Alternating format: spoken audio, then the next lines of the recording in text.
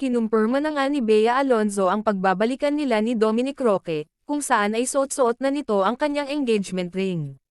Makikita sa isang video ni Bea na in-upload sa kanyang IG, kung saan makikita nga na suot na nito ang kanyang engagement ring. Maraming nag-comment na mga netizens din kung saan ay napansin nga nila, na muling sinuot na ng dalaga ang singsing. Base sa nakalap na information, ay laging magkasama ang dalawa, kung minsan pa nga ay nag-date sina Bea Alonzo at Dominic Roque ng pasekreto.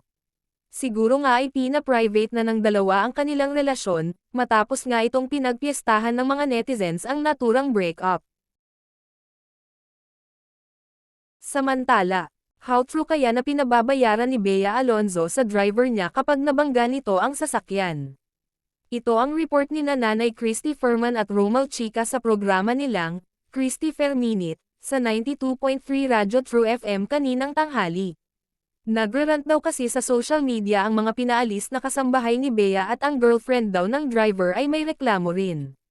Oo nga, nagbibigay kayo ng pambayad sa SSS at saka sa PhilHealth pero ayaw nyo naman silang payagan na lumabas ng inyong bahay para naman maasikaso ang kanilang mga dokumento. At para naman sila ay magkaroon ng kasiguraduhan sa kanilang pamumuhay. Ito ang kwento ni Nanay Christy tungkol sa umano'y reklamo ng mga staff ni Bea. Nabanggit din ng CFM host ang tungkol sa driver na nakabangga ng sasakyan. Yung sa driver ang ipinagtataka ko Romal, kasi bakit kailangan kapag nabangga ang sasakyan ay pababayaran sa driver? Bakit wala bang insurance itong mga sasakyan ni Bea Alonzo? Tanong ni Nay Christy. Nakakaloka nga tayong mga ordinaryong mamayan na pag may mga kaibigan o kapitbahay na nabangga, aakuin ko na yan kasi ako naman yung malaki ang kita, pananaw naman ni Romal Chica. Giit ni Nay Christy, hindi, may insurance yon Romal may mananagot alangan namang wala silang policy. At wala pong driver na gugustuhin na maaksidente siya at ang kanyang pasahero. Kaya ang pakiusap, ng jowa, bigyan nyo naman sana ng magandang kinabukasan ang driver, paano nga kung may maganap?